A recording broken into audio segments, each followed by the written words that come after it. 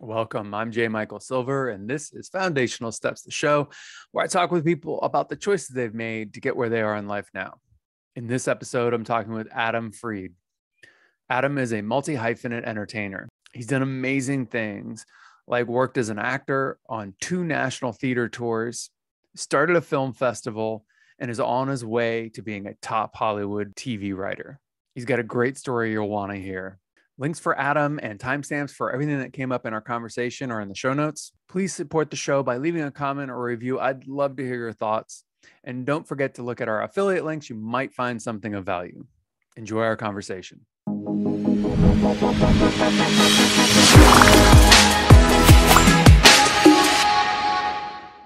Welcome, Adam. Gives you a chance to say leave meeting or continue. Continue. Oh, that's great. I love that it gives you the option to leave the meeting once we start recording. Consent is a real thing, even on Zoom.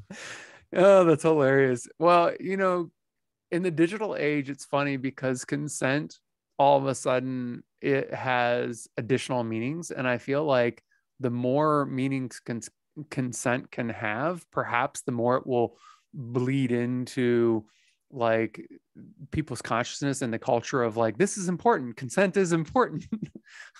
And, opt in, do, if you so choose. Yeah. So this is it. This is the show. This is how it begins. Awesome. Thanks for having me. Yeah, no, thanks for being here. This is great. I love because, I was saying to you earlier that like, I just want to have the most organic conversation. So this was the most organic start we could possibly have. Absolutely. So it's perfect. So to dive into the deeper realms, let's see where we go from here. What's your first memory of, being in your body and being able to look around and know that your choices actually have an impact on the reality or the situation or circumstances you were in? And this could go back to 3 years old or even younger, if you remember younger. There's a very funny story that I have as a little boy. But I remember I grew up in Albuquerque, New Mexico. Okay.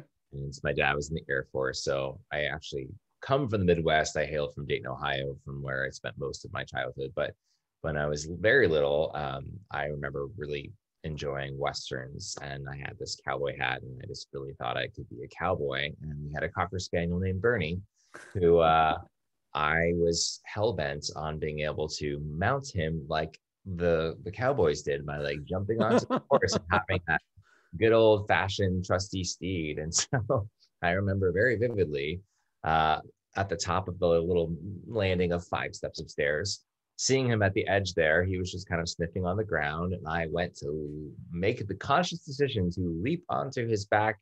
He took a turn back and saw I was coming, took 3 steps, and I landed and twisted my ankle. And of course, I was a chubby 3-year-old kid, and my mom didn't know if my ankle was swollen or just chubby. Like there's no way to at least interpret at that age if I was actually just having a temper tantrum or actually hurt.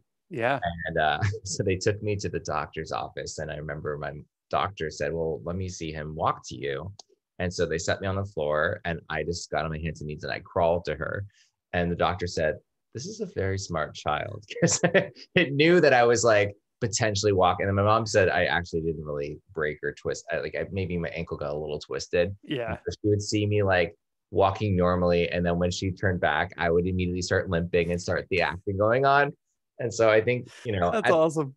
At the age of 3, I think I sort of knew that was a conscious choice I made to try and mount my dog like a horse. And I knew that was a mistake the second that I did it, but I still went for it anyways.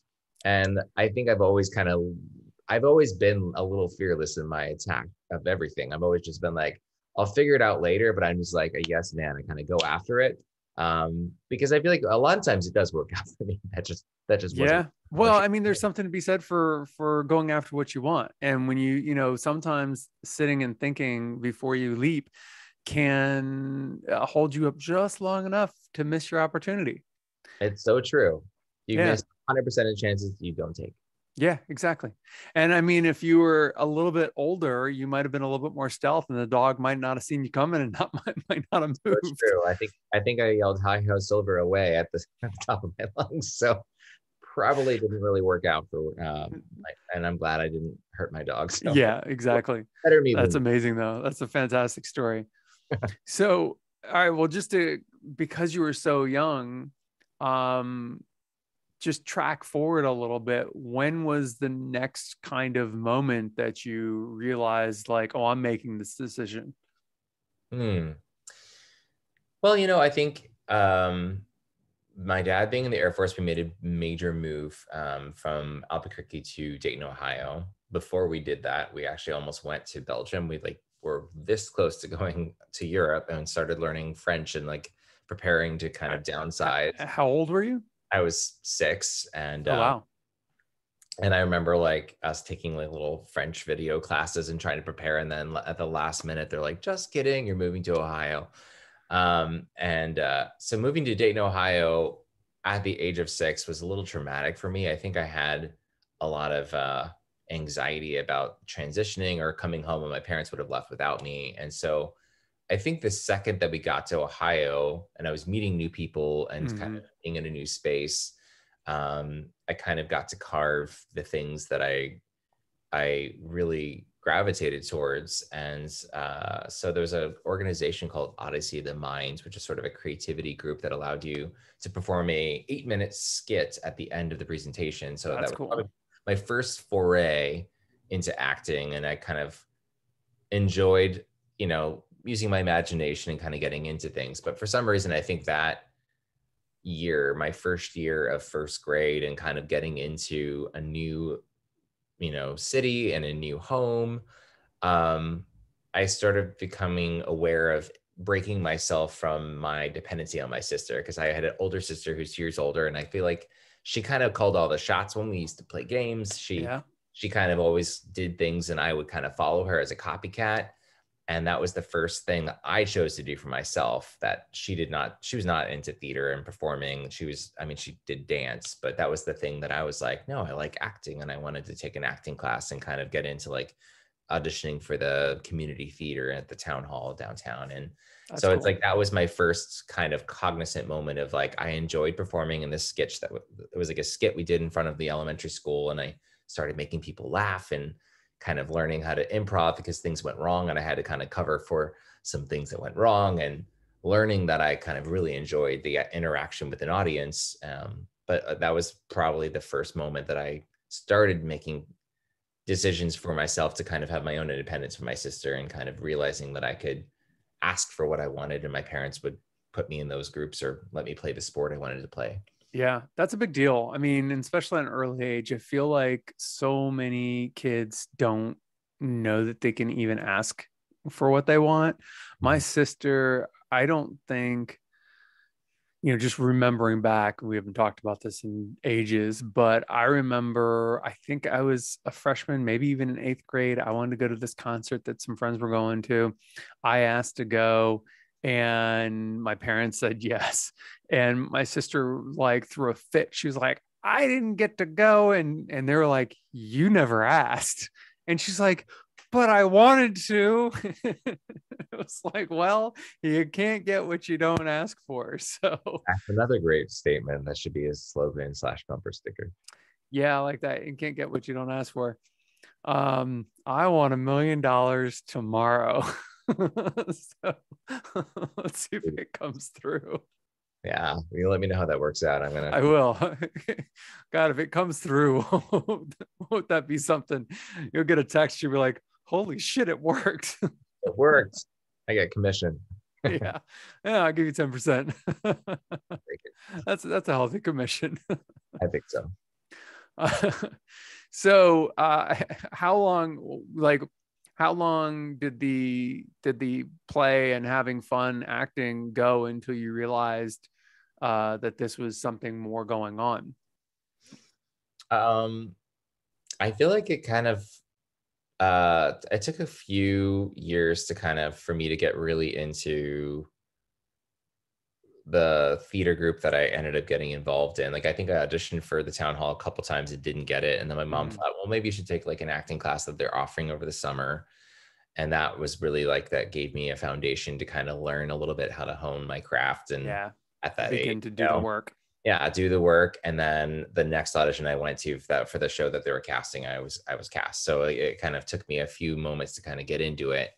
And the more that I got into it, the more I wanted to do it. And, there was a moment where I did have a reality check at the age of 8 to be like, I love this, but it's so competitive. Like I was trying to talk myself out of like, this is something I can make a career of. So I tried to kind of do rational choices of, well, maybe I'll see myself doing something like architecture, because I love to draw and sketch, but I never once was sketching a house. I was sketching random like animals and things that weren't, that's not going to make it hard to be an architect if you're just sketching animals mostly. Exactly. Especially the dinosaurs, those anywhere.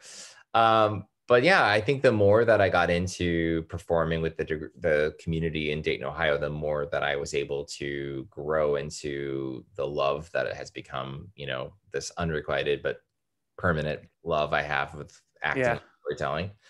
And I was very fortunate because I actually was involved with this organization called the Muse Machine, which is basically a wonderful nonprofit organization that allows schools to be able to expose their students to arts, whether they get to go take students to see opera and ballet and theater performances, but they'll also bring artists to the schools.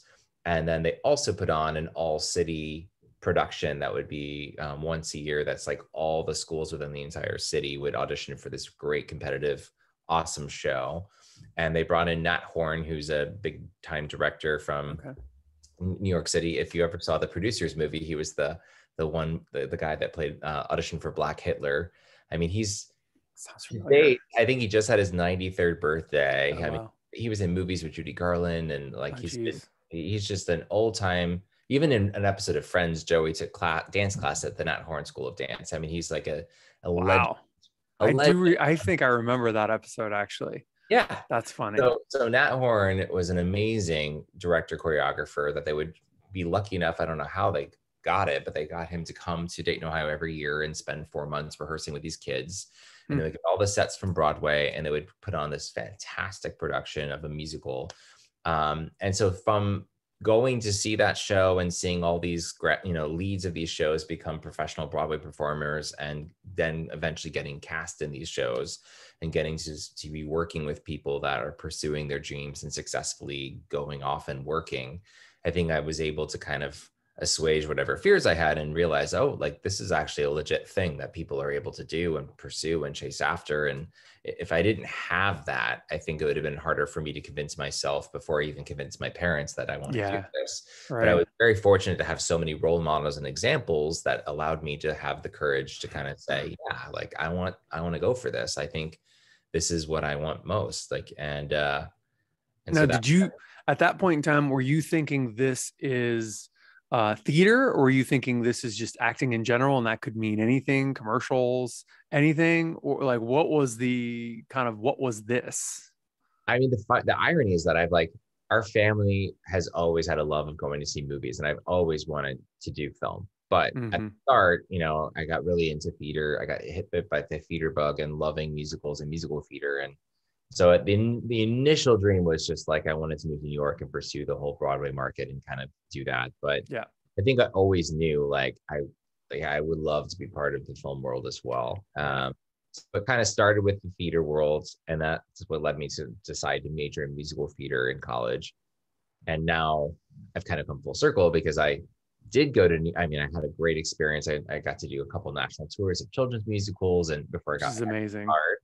It was pretty awesome. Yeah. Very fun to get to tour the country to do what you love. But living in New York City was amazing. And I definitely enjoyed my chapter of time there. But when I decided that I had a sort of a plateau where I kind of felt like I was really craving another chapter in my career. And I always still had that bug in my ear for wanting to do film and television.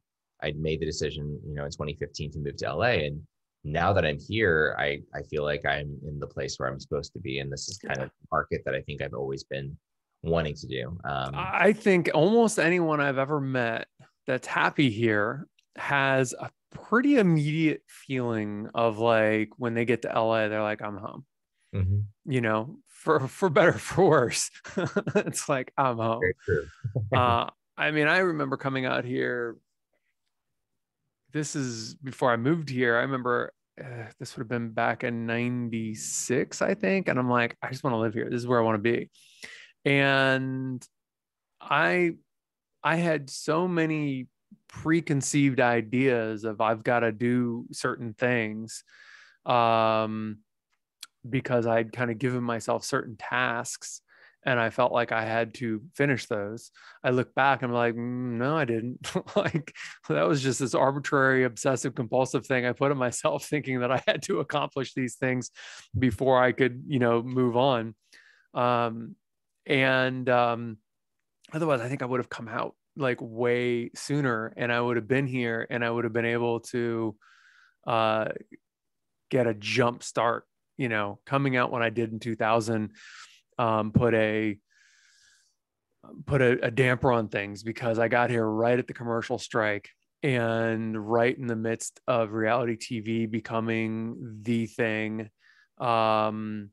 The celebrity became more important than anything else, you know, starting in 98 and kind of really solidifying, you know, between 2000 and 2005.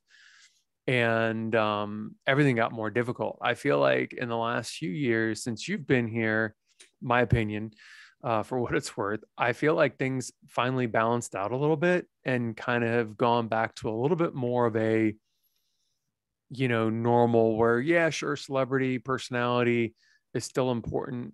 However, um, you know, there's a little bit more of a balance in terms of how they're casting and there's still a factor of look trumps everything else. Like if you don't have the look they're going for, it doesn't matter how good of an actor you are. It doesn't matter how great you would have been in that role. They have a vision and you're not it. So Right. there's still that.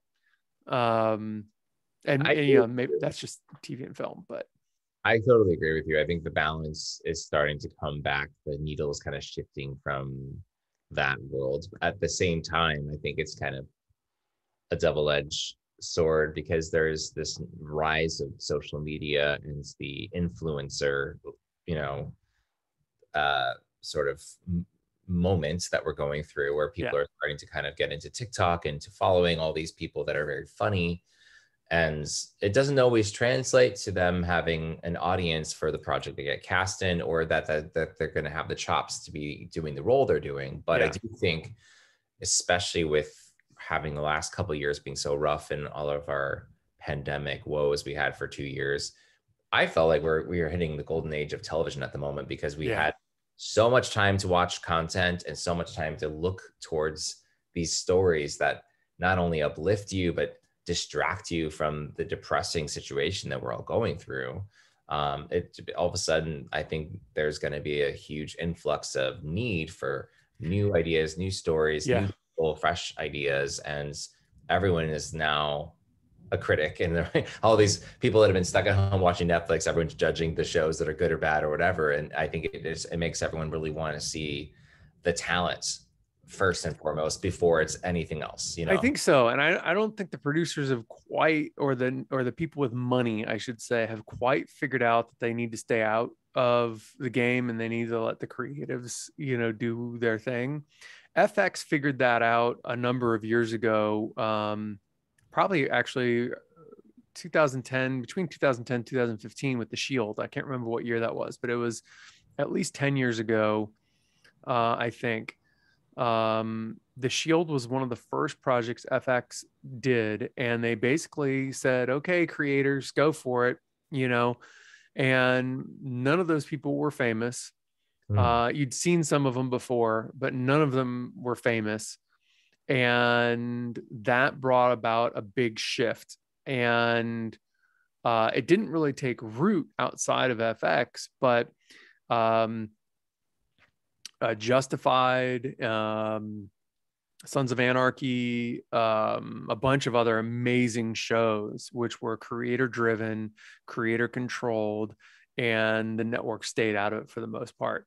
And I think, Netflix was trying to do something similar, which is why Netflix was able to kind of take the hold they did. And, Amazon is now trying to get into that, Hulu and everything else. And I think you're right. I think you're absolutely right.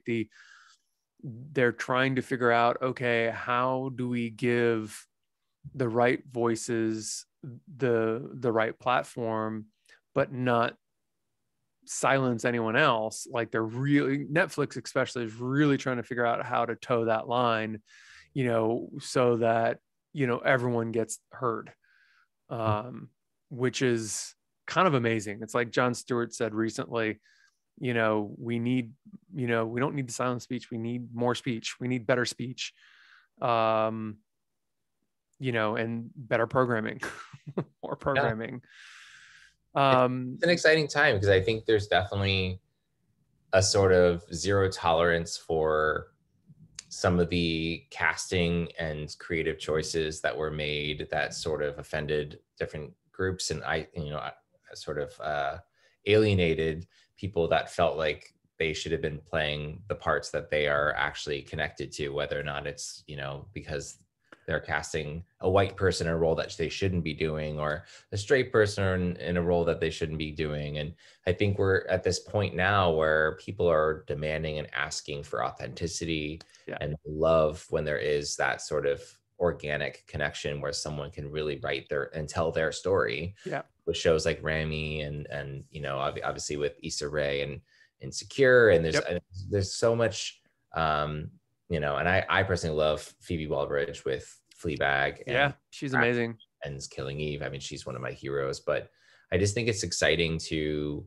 be at an age where it sort of is shifting the control and the power to the creator, and it allows, us to have a little, as writers and actors that are kind of getting into telling stories, it doesn't make us feel like we're just at the whim of casting choices, that we actually have a little bit more control to say we have something of value to offer, and that there's a need for these stories to be told. So I think the producers and the executives are going to start to change and shift some of these. I think so too. And I think the more that happens, I think it will then open the door back up for, the new tradition or the new normal of casting will then be opened back up to non-traditional casting as well. Meaning, I just watched the season finale of Euphoria, I don't know, a couple days ago. You've seen it? Oh yeah, I just watched it this week. So my most favorite, no spoiler alerts, because by the time anyone sees this, if they haven't seen it, it's your problem, whatever. But so no disclaimers on this, but the dance sequence I thought was phenomenal in the play. And the kid who plays the still jilted boyfriend of the heavyset girl, he also plays in the play, within the show, he plays the mother of the two girls. And I'm just loving that so much. Like, I thought that was so awesome. And like, I feel like, stuff like that's a really interesting choice, that is so non-traditional, non-conventional. And in our overly politically correct time, it's also not politically correct to have him play that character within the show, but it so works. And so I feel like once there's a little bit more equity and creative control from various people, I think we will be able to then really play with casting in a way that hasn't been done in a long time, but do it from a place of like knowledge and purpose, opposed to let's see, who are we going to get to play these Indian people? Well, white guys, because that's who we have. Like, that's a horrible place to come from. But if you are doing it from a satirical place, or from a place of purpose for commentary, like, I think that transcends what's going on, and then really wild things can be said and done and played. I think. Absolutely. I think it comes down to intention. I think, Yeah. if it's an intentional creative choice, then it doesn't come across as a reason to offend someone Right. because of that choice. I think it's, you have to respect that there is a reason behind the method to the madness. But if it's just the norm of, well, they think it's an act of laziness for not actually canvassing a wider net to look in Yeah. casting, but they don't have these people when there are plenty of those people that are in the industry and Oh are yeah. talented and ready to work, then it feels like it's for the wrong reasons. And So that's why I think there needs to be, it's going to take a minute for there to be more equity in the power structure. And then once the power structure is more equitable, I think at that point in time there can be more play in the casting and more, commentary, um, because that's at least what I see. That's the real problem. It's like, God, there was something I watched the other day, and it was focusing on. It was like a female. It was a biop. It was some like famous woman, and every single person interviewed was a white dude. I'm like, really? like, how is this still happening? Like, we're doing a biop. And I don't remember who it was, because I was I was just so floored that it was like there was six white guys being six different producers and a writer being interviewed about this female celebrity, and not a single female voice. And it's like, how is this possible? Like, how is this happening in 2022? I agree. It's yeah, I don't know, it is what it is. Anyways, a little bit of a tangent on all of that. So you're, I think of you as an actor writer, because that's how we met, and that was kind of my, oh, there's this label. My entry point into getting to know you is actor writer. So was the writing always there? Was the storytelling outside of acting always there, or did that, was that another awakening, another kind of moment of like, oh, I need to write things, or I have this desire?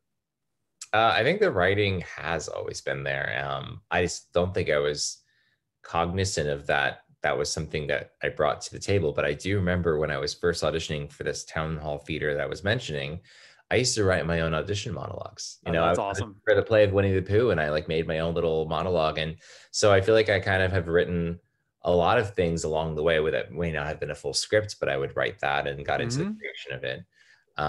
And then when I got into college, I got into a Ball State, which is in Muncie, Indiana, and I was. Isn't that where Letterman went? It is. It's Yeah. where mine exactly. He just donated a big building, I think. Nice. Yeah, the film department. But so I was involved in the honors college, which is just a little bit of a exciting part of my curriculum where I had to take a few extra classes. But one of the things I had to do before graduating was create a thesis for from the honors college. And being a musical theater major, I was like, well, this is kind of funny. Like, what am I going to do? I could have written a paper, but I decided at that time, speaking to the shift of how things were happening for you in LA. In New York, I was noticing that Broadway shows were starting to cast a lot of celebrities, and they were Mm-hmm. taking a lot of movies and making them into musicals. And the original stories that were being produced, like, I mean, one of my favorite composers was Stephen Sondheim, and I love all of his original works. This is the early aughts, Um, like early 2000. yes, Yeah. yeah. So I was in college. I graduated in college in 2006, so it was definitely the early 2000s Yeah. for sure. And I just decided to kind of ambitiously, like I said, leap, but without thinking, I decided to write a musical. When I don't compose, I don't really play piano, but I decided to compose an original musical. Screw it. Why not? I went for it. And I mean, it was a love story between two paintings. It was called Framed. And Wait. So it was two paintings. So two two paintings works of in an art art. museum are in love, but of course they're bound by their own frames. And then of That's course amazing. Thank you. And it was such a fun project that I mean, I built the sets, I did everything on my own. But I ended up working on this amazing project, which I actually recently revisited the script and adapted it as being the animated screenplay. And I've worked with a composer to kind of, so it's a project I'm working on trying to make another animated movie musical. But Amazing. that was something I did before I graduated. And then when I moved to New York and I had got my equity card, I kind of hit the bigger, I was like a smaller fish in a bigger pond. And I was just kind of tired of the waiting in between gigs. So I decided to kind of work on a one-man show.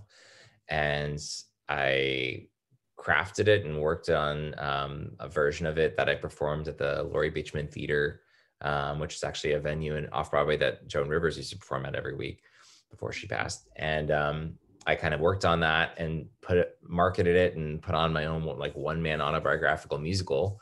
Wow. Misunderstood and unacquainted love story. And it was really a very scary moment. I mean, here I am producing a show that's just starring me in New York City, and like, of course, inviting casting and all sorts of people in the industry about it.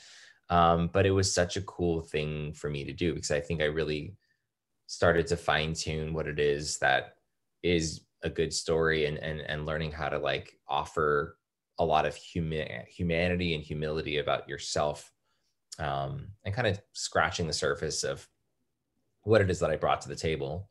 And so when I did make the move to LA, I got into this great program at UCLA that was for acting for the camera.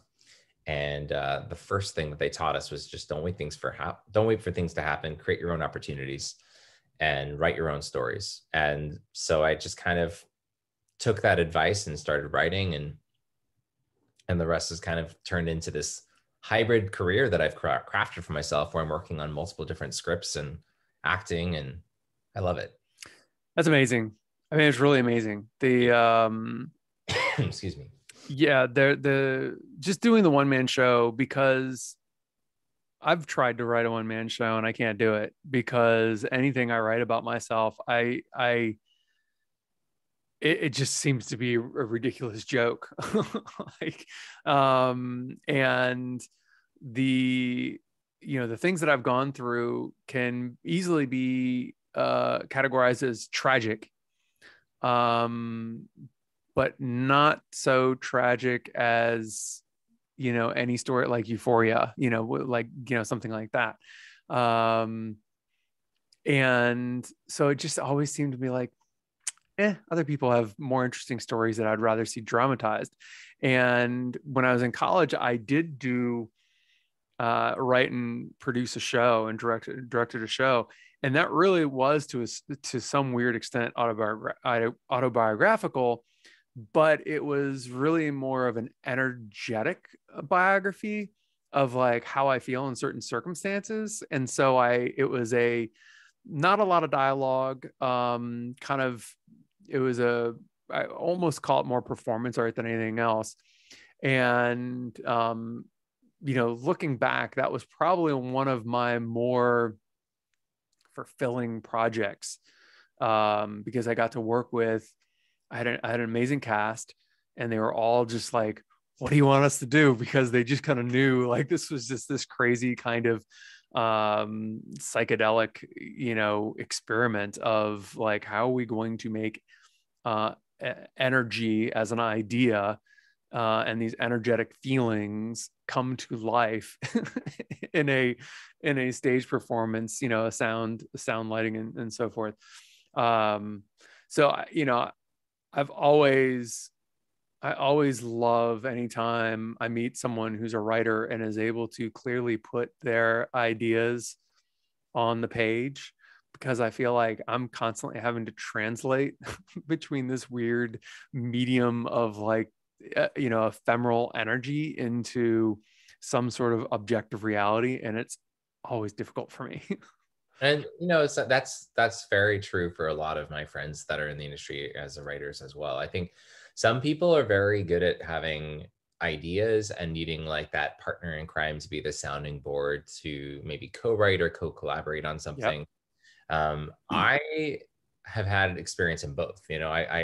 I'm very independent when it comes to being able to sit down and write, and I do enjoy writing on things that I just can for myself or ideas that I have on my own. But when I got to work on my TV show, it was a very different new lesson to learn in collaboration, where I would always write a draft of the very first version of it, but then I ended up working with several women that were we kind of photo writer's room where there's five of us working on making the best version of this pilot script we could be, and soundboarding all the different scenes and reworking and some, if the dialogue didn't feel real or if there's problems that we had. And me being a man writing a lot of female characters, I was very open-minded to what they were thinking, if it was red flags for them or took them out of what the story was happening.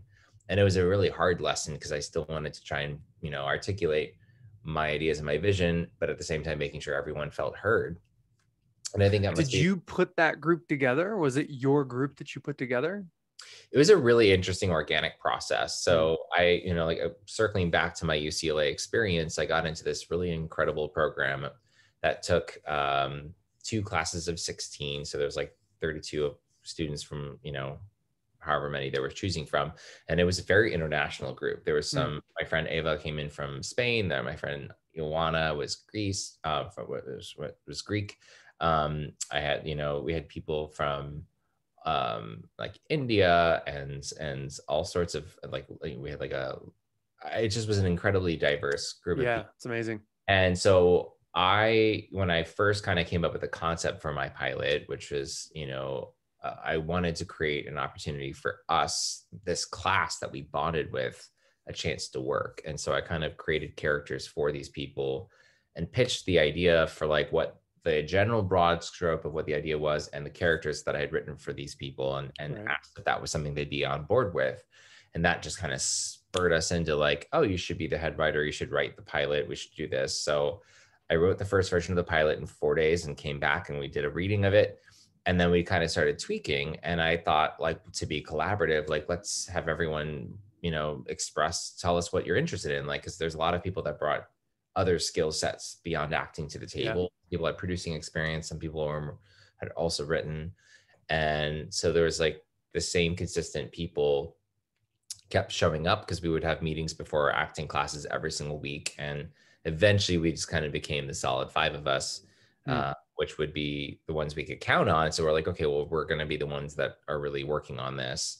And so the 5 of us actually started a production company called Chrysalis Pictures, which was a 501c3 nonprofit that we started back in 2017. God, just getting a 501c3 classification is a challenge unto itself.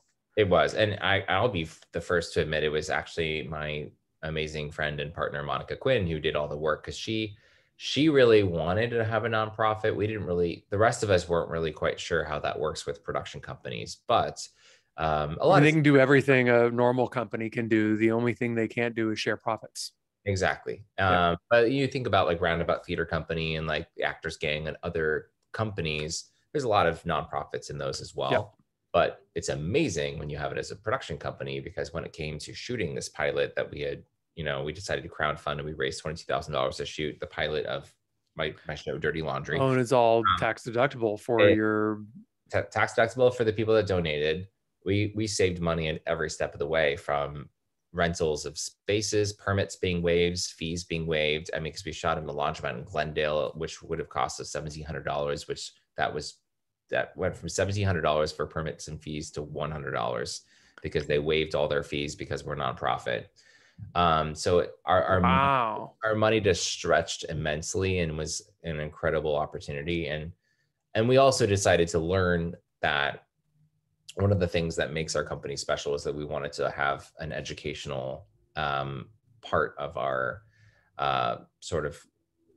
company culture. And we wanted to be able to teach classes and workshops to teach other people how to do that. So it really was not my first impulse to say, let's do a nonprofit, but Monica had, she had a master's in nonprofit management and wanted to do the foundational work for us to do this. And I'm so grateful she did, because this company has been an incredible asset to have while we're working on trying to create content and stories that matter.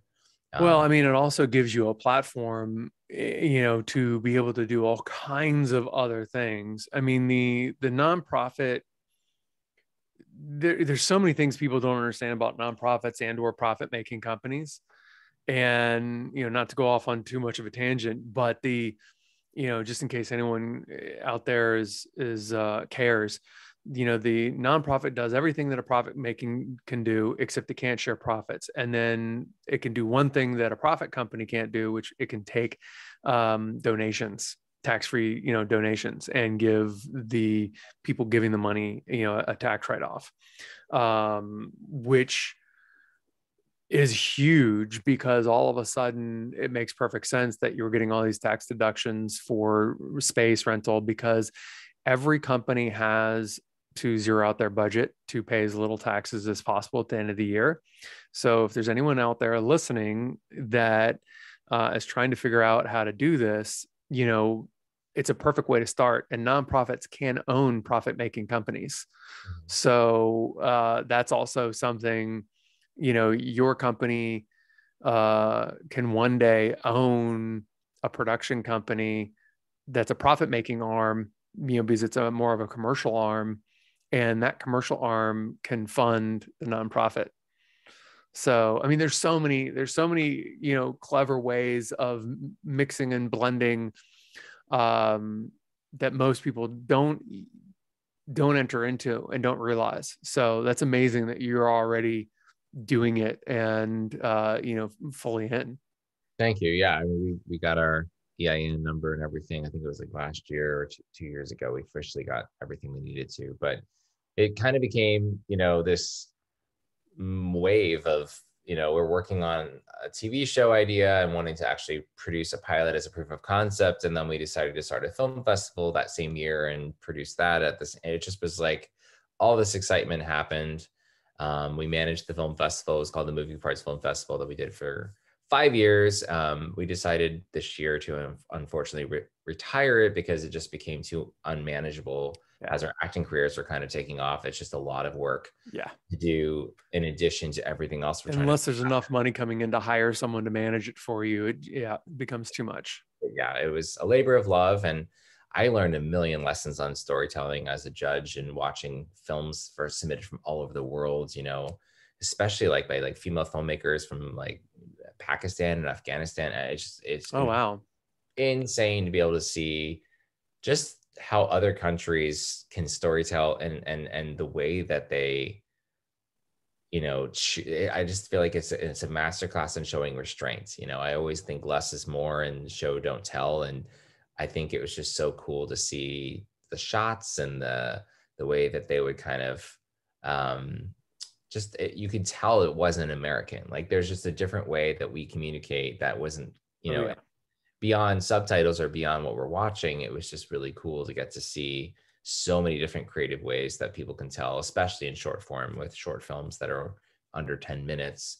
But there was some amazing feature films. There's some amazing content. Yeah, but you can't get away with, when you do a short film or a short story, you can't get away with the same,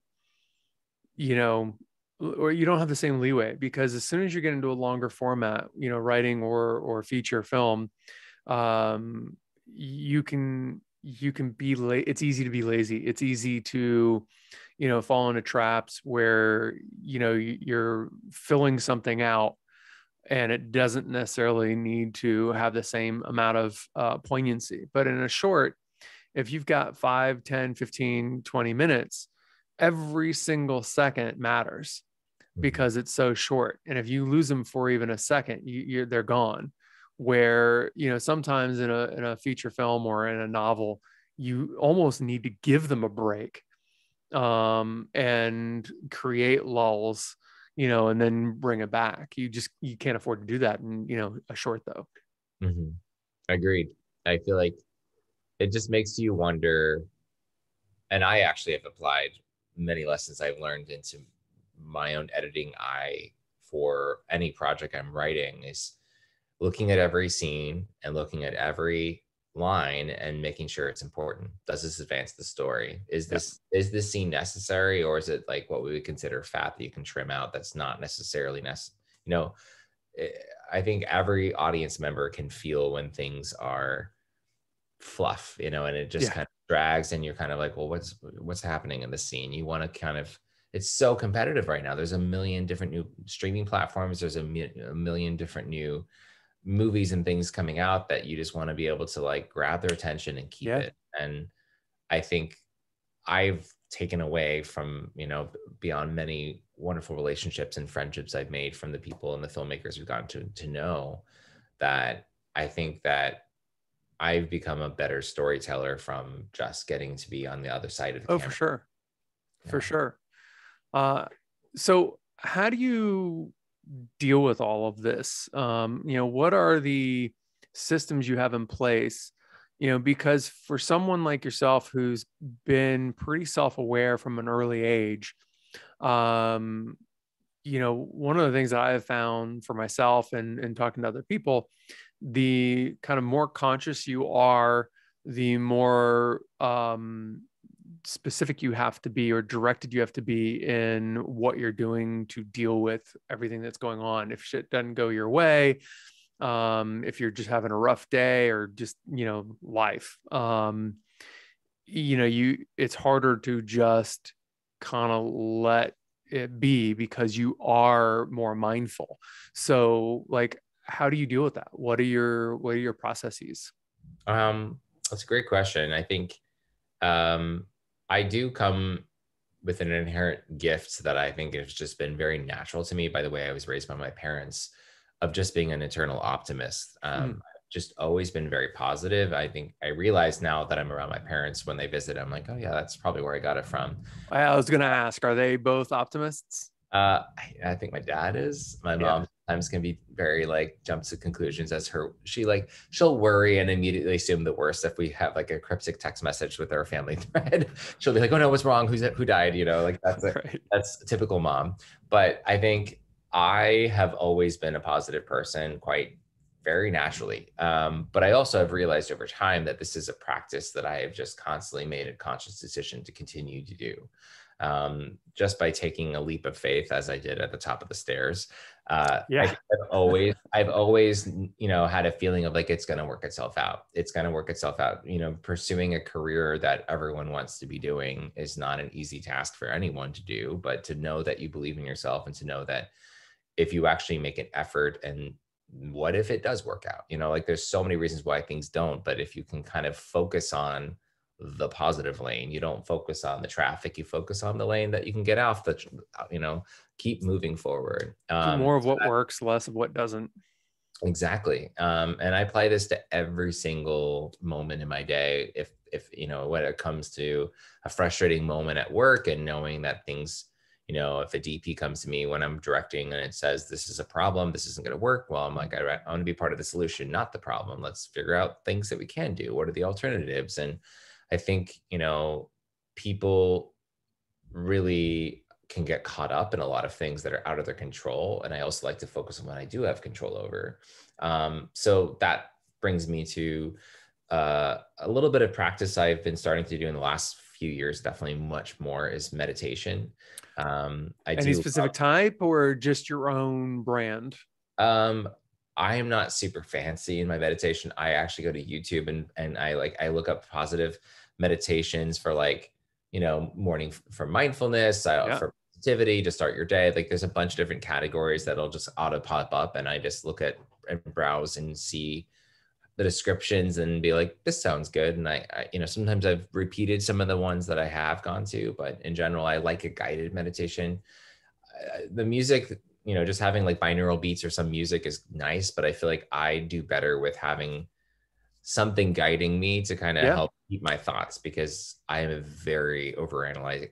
My brain is just always like very, very constant and analytic chaos. And what I learned in my early days is I thought that, you know, meditation was the silencing of this chaos. And I have learned through also doing yoga and having a little bit of vinyasa yoga um, teachers kind of in their, you know, class, explaining that if the goal is not to pause or like stop Yeah. the motion, it's to like be able to find an inner stillness and not react to it, to not be affected by it. It's like water off a duck's back. And so that becomes my mantra through a daily practice. If you're stuck in traffic, it's like, well, water for duck's back. If you have a moment where things are frustrating, just let it roll off your back, take a breath, and revisit. Like if you can try to continue finding something like, or like, what are you looking forward to? Like maybe you have dinner plans with something, you're having a horrible day, but at least you're looking forward to seeing that person and having dinner.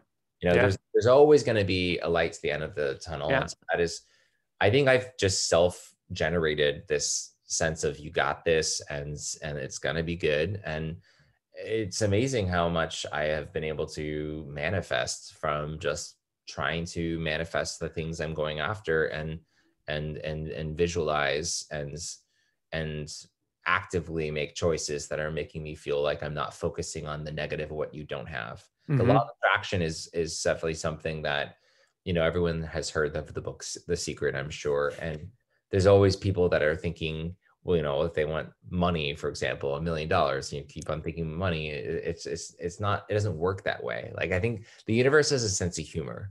I think it will always bring things to you in a different time than you're expecting, and not the package that you exactly want.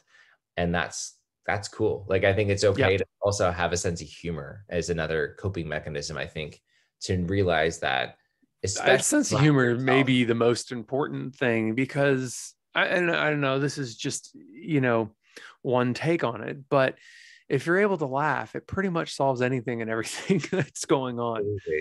Absolutely. Like I don't know that,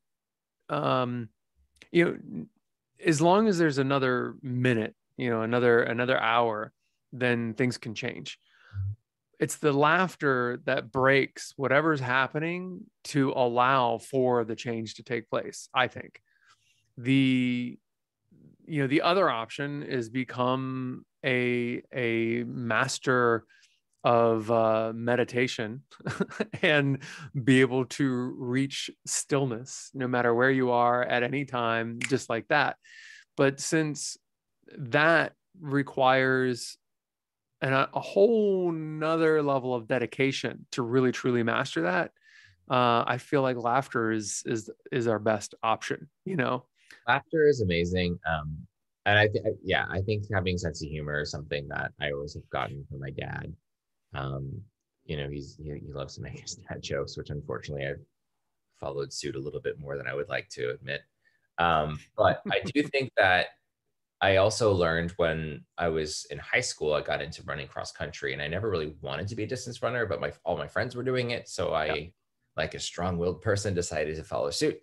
And I learned very early on that this is, it's kind of hard to be running like 10 miles a day and training, and I didn't really enjoy it. So I immediately learned how the mental game of running can really unlock things. So when you focus and get into your thoughts and not distract yourself from what's going on with the physical exhaustion you have from running, it's incredible how relaxed you can get when you get that, what they call runner's high and endorphins. But for me, I've used exercise sometimes to really unpack what I have tangled in my brain. Oh yeah.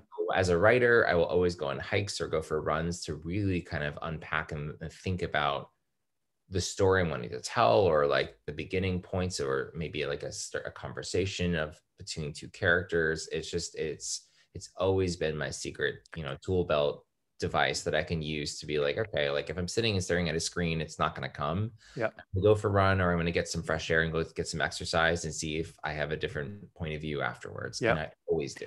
And my opinion, but I don't think anyone would argue, that is meditation. It's just moving meditation. Yeah. And, running or any endurance endeavor, bike, swim, run, I don't know, whatever other endurance options there are. It's a meditation. Like it's a textbook definition of a meditation. Like the only way to do it successfully and not hate yourself or hate the experience or hate, is meditation, because you have to find that stillness within the motion, within the flow, within the vibration. I mean, it's a, I always say that everyone has a meditation in their life. They just don't know it. And if they don't know it, they don't utilize it, and so they're not maximizing the benefits of it. And one of the first meditation classes I ever taught was on uncovering what you already do to meditate. And had I understood more or understood marketing better at the time, I think I would have done a much better job of marketing the class, and I would have gotten a lot more people in it instead of like the handful of people that I did, because I found doing guided meditations and talking about kind of a little bit around meditation and how to was more successful at that time. But yeah, and it's interesting. You said you've only been doing it consciously for a few years now. Yeah. I think it was probably around 2018 after we had packaged and gotten our like proof of concept of my pilot.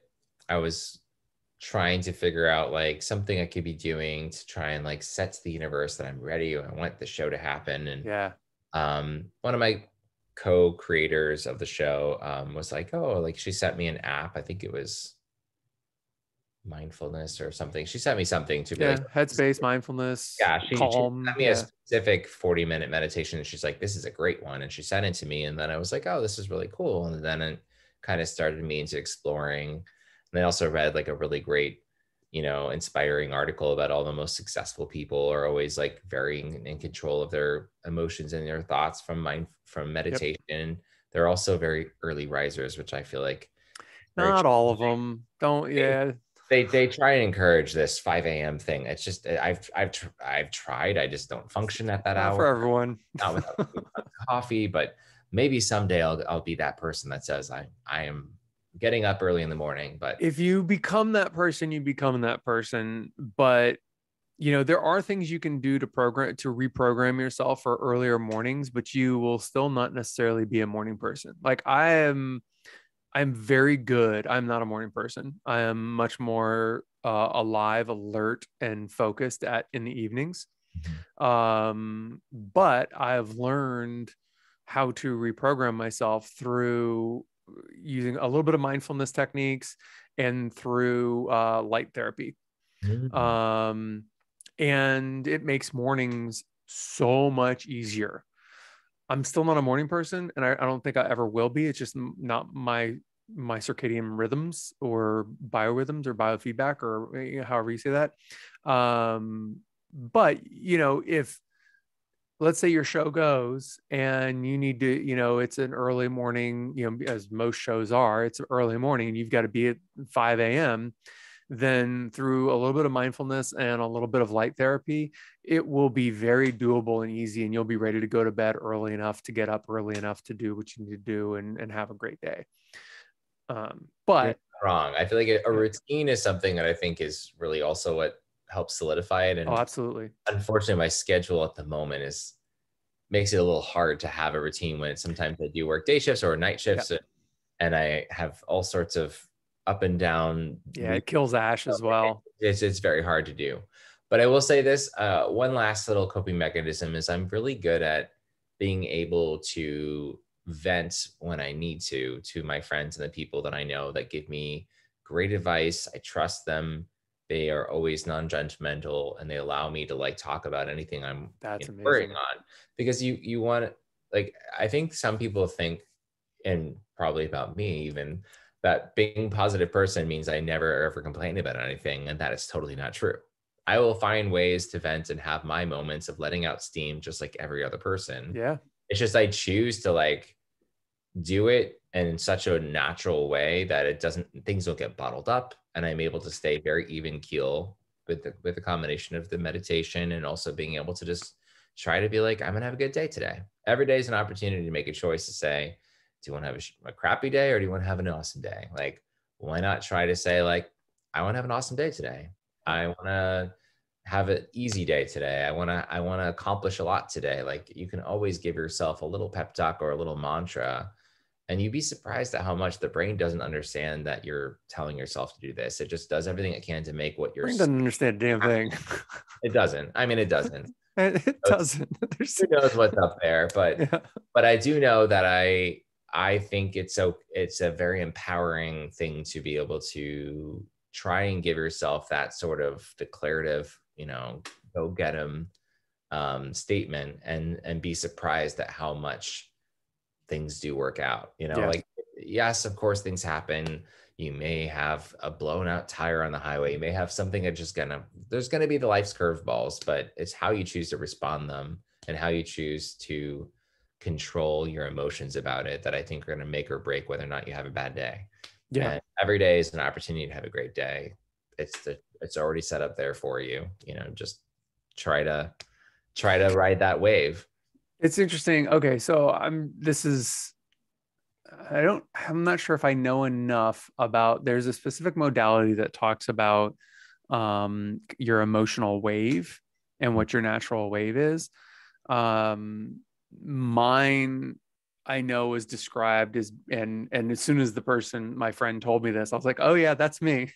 Where like me being right here and just kind of going like this is my natural wave. Like there's not really much up and down. So if I go up and down, that usually makes me uncomfortable, or it usually gets me a little bit like, it's one thing to get excited, but it's another thing. Like if I get excited and I'm like, this is it, this is going to work. Then if I don't catch myself, then I'm just asking for a big down. And it's usually because it's not my natural wave. So my natural wave is like, oh, this is great. Like I'm about to be a millionaire and fantastic. And then it happens. Okay, that hasn't happened yet, but the message getting lost in traffic. I don't know, the mail system. Yeah. Yes. But that, the thing that like I've been waiting for, booking a job or something like that. Like I've gone into an audition, booked the job in the room without knowing that I booked the job, but I knew I booked the job. Like they didn't tell me, but I was like, oh, I just booked that. I'm like, cool. And that was the extent of my excitement. Where I've walked out of other things, I'm like, I crushed that. That was so amazing. And I walk out and nothing, like crickets for like a week. And I'm like, guess I didn't get it. Like this is so horrible. And so when my friend said your natural emotional wave is just this like very slow, methodical boom, boom, boom, boom. I could immediately trace back to early childhood. I remember my father took me to go see this train setup, this toy train, and it was one of the most elaborate things I've ever seen. And I walk in, I'm like, oh wow, that's amazing. And I don't know that I was 5-6 years old or something like that. That was maybe the extent of my excitement. Oh wow, that's really amazing. And my father looked at me, looked at the guy, and the guy was kind of like, that's it? Like, oh, wow, that's amazing. And my dad immediately said, that's high praise. Michael doesn't think anything's amazing. So the fact that he thinks it's amazing, it's really amazing. And it was the funniest thing. Like, at the time I heard my dad say that and I was very conscious. And I'm like, huh, is that true? And my father is he's a Jew. He's an atheist Jew, but he's still a Jew. So, there is a question everything embedded into, my upbringing. So I immediately thought, huh, is that true? I'm like not easily impressed. And yeah, it's pretty much true. After 40 plus years, it's still the truth. So your emotional wave, I'm just curious. Do you have, I mean, you're so in touch with yourself, I feel like, and yourself, you have this longstanding awareness, self-awareness. So do you know what your emotional awareness is like, or your emotional wave is? I feel like I'm pretty go with the flow, even keel. Yeah. But I also get excited like a puppy about a lot of things. Yeah. So I feel like I could see myself probably being a little bit more like, if you're like here, I'm probably a little bit higher waves up. Right. Because I do have a little bit of natural energy, like, and enthusiasm, and I'm very emotive and very in tune to like getting excited about things or just very emotional. So I That's think cool. that's just a little, like, I'd probably be like, we would be Just, surfing and I'd just be a little bit yeah. high. Right, right. That's funny. Yeah, it's such an interesting thing. That because that goes into the idea of, well, our brains really don't know what the hell's going on, Mhm. and we can either uh take control of what's happening, and a friend of mine just started a company, React by Design. So Mhm. his whole thing is, I'm going to react by design to whatever's happening in my life.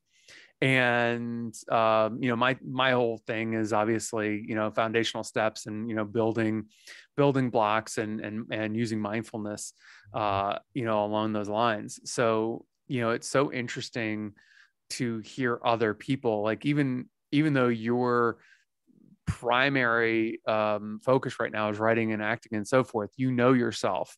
So even though, if you work with other people, it's more of a collaboration. You still know yourself, so you can watch other people and see how they're reacting, I'm sure, Mhm. and gauge how conscious they are or are not. Mhm. I mean, I appreciate your kind words that I'm so self-aware. I think Everyone can be more. everyone can be more. I think there are times where, I will allow things to get to me that I can always feel like I can give myself like my own dose of medicine. Yeah. Um, and that's just because I'm human. Like, there's no, I would not want to be a robot or an AI No, that of course doesn't not. have But control okay, over. but But that brings up an interesting point. When you allow something to get to you, are you allowing it to get to you so that you can ingrain a lesson or a new pattern or change your behaviors? Or are you allowing it to get to you because you just became a victim for a moment? that's a good question. Um, I feel like I sometimes don't always unpack why I'm getting upset about something that has gotten to me. I Sure. sometimes become aware of when I am. I definitely don't want to snap at the people I love or whatever. So if I'm ever feeling like a little bit on the punchier side or a little bit less rested, um, sometimes that may be it because I'm a workaholic and don't get enough rest. So Yeah, no, it happens. I can already give that, like, okay, well, I probably didn't sleep very well last night. I probably need to like just take a breath before responding. But there are times where I have had um, certain things kind of trigger me, and I guess it is kind of interesting. I always find it really fascinating to kind of really think on those moments when I'm cognizant of them. I just don't know if I've always clocked a regular pattern for me to do that. I just know Mm, that if I have noticed, I'm like, oh, I'm almost getting kind of punchier, snappy. It usually happens because someone has been sensitive to the way I've said something, and I don't even think I'm coming across in that way. And all of a sudden, maybe be like, oh wow, was I saying something that wrong? Maybe I should like take a second to check in and make sure I'm like being a little bit more mindful. And I do find it's interesting in a day and age where people prefer to text before calling almost like 100% of the time. It's crazy how much people are very into writing words and setting them off that are supposed to have meaning and context, and then assuming that the other person is going to give you a fair shot that your intentions are being received in the way that you want them. I mean, that there's just every exchange is going to have an opportunity for someone to interpret it in a negative or positive way. oh And yeah. especially when you're working with people that are sensitive, it can be very frustrating to communicate via text in that way. So I've learned to become very cognizant in my communication skills, and I love voice messaging for that reason. So you cannot misinterpret what I was trying to say if there was something that I'm saying that maybe the least bit interpreted to be negative or critical or something that could upset someone. But yeah, I don't know. I think it's something that I just notice sometimes when I can check my energy levels and know when I'm feeling a little bit prone to being sensitive or to being affected, that I need to kind of maybe do a little self-care. Yeah. That's my like immediate redirect to be like, oh, maybe I should get an early night sleep tonight, or maybe I should, like take a nap or do whatever I need to do to try and check it. But I definitely am trying to be more mindful of when those moments happen. Yeah. I mean, I think that's all we can do, or anyone can do, because, we still to some degree are these autonomous machines, and, we can, maybe if we're the Buddha, then we have, full mastery of the machine, and we can, puppet our little physical existence in any manner of speaking. I mean, that's part of the reason why I find acting so fascinating, is because I feel like acting really is the art to master one's physical present here on earth. And if you want to be the Buddha, you can either forget about the body and try to transcend it, or you can try to master it. And I feel like acting is to me, in my mind, the singular art form that encompasses every single other aspect of the human existence, because you're playing human. Yeah.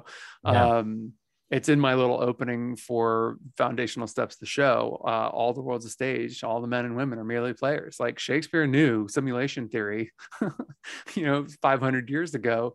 And, from his perspective, we're all actors and we're all playing roles. And we also are writers, and we are also, producers, and, we have this collaborative thing. And sometimes we're, just in a secondary role. Sometimes we're in the primary role. Like, I feel like he got it. He understood. And the people that he worked with probably mostly got it. Mm-hmm. And it's not that way in Hollywood per se. Not always, but man, there are some people that get it. There are a lot of amazing, truly amazing people.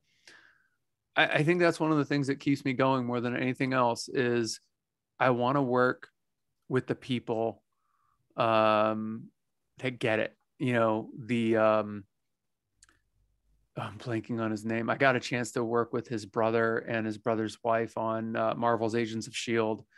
And they were amazing and fantastic. Oh my God, I'm blanking. Jeb. He's the creator of Buffy the Vampire Slayer and Firefly. Joss Whedon. Yeah. He's one of those people that I recognized years ago. I'm like, this dude gets it. Like, this dude really gets it. And there's so many amazing people in the industry, writers and producers, and other actors and whatnot. But I second that. I think, if you look at every opportunity to tell a story as a party in the cult, and wanting to invite only the best people to that party, or people that all are of the same mindset, that just no one needs to rock the boat, that the egos all mesh together in an organic, healthy way.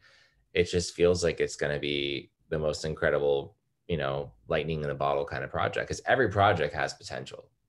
And sometimes it's the combination of people that can either make or break it, depending mm-hmm. on how they're brought to the table. And I think it's, as someone that sometimes has no power over who's in it, like if you're an actor, you're cast in a project and you want to do the project and you have no idea who else is in it. Yep. It's a leap of faith. But if you're on the other side of things and you're producing, or you're the creator and you're getting to have a say of what's the culture, I think it's really important to set those foundations and set those parameters, or at least, try and communicate that. And it's pretty amazing when things do succeed. Like, I've heard incredible behind the scenes stories of certain projects just being such like an incredible experience for everyone, cast and crew. And and those are usually the shows that are the most successful, because they knew they were part of something special. And I'm with you. I want to work with the people that get it. And like-minded people, I think, can really make magic happen. Yeah. Oh, absolutely. And I mean, I think you're also working on another level now, because you're the person that gets it. And so you're the person that gets to create it and gets to bring those people in. So, it's exciting to see what you're doing. I just think that's the future. It's people like you who are taking the time to create these stories and create the environment and create the culture that are doing it. Like I haven't lost the desire to act, but I've still never figured out, like, I've produced a lot of stuff and it just has never really clicked for me because I've never been able to produce the way I wanted. And I don't know that I really knew how to tell the stories that I wanted to tell on my own. So, producing was just hasn't, at this point in time in my life, or to this point in time in my life, has never clicked. So, we'll see how that changes, or if it changes, but it's part of the reason why I'm doing this, is because I love this kind of conversation, and this is something I could do all day. So yeah, it's been incredible for me too. And I honestly think, every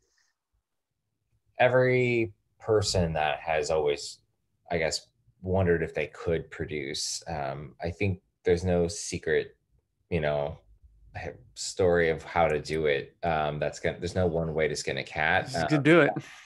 But, if you take a little bit of that, learn from the people around you that know, if you surround yourself with people that are doing what you want to be doing, if you bring people to the table that you can learn from, I think that's something that I learned really early on, that mentors are really useful in this industry. And you'd be surprised how many people are willing to be a mentor. And if you ask for help, you'd be amazed at how many people will show up for you and are happy to, I guess, express all the things that they've learned and be appreciated for that, and get a chance to help someone make a difference. And I think it goes back to that child asking for what you want, and being able to ask for what it is you want to accomplish when you're telling that story. And you'd be surprised when you have certain conversations with people that know other people, that could be something that really can be the game changer for what that project will be like. Yeah, for sure. And communication, like having meetings to make sure everyone's on the same page is really great, and taking the time to really think out all the scenarios and all the potential road bumps you might see along the way, and see if you can try and troubleshoot and be part of the solution, not the problem. That's that's ideal. If you can be part of the solution instead of part of the problem, man, everyone's life would be so much easier if everyone had that in mind. I know, it's like driving on the 405 without any traffic. It's kind of, it's rare, but when it happens, you're just like, this is so nice. Yeah. It's like, oh, this is such a nice road. I know, it was such a wonderful, weird time during the pandemic when you're driving, and it was like, I love LA. There's no traffic at all. What's going on? Yeah, there's no traffic. It's great.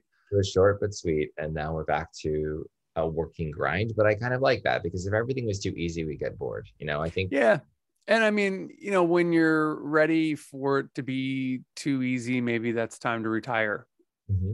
So I think we've kind of hit everything we need to hit for at least this go around. We can always do a round two at some point in time. So I just want to thank you so much, because this is a fantastic conversation. Don't forget to leave a comment or a review. I'd love to hear your thoughts.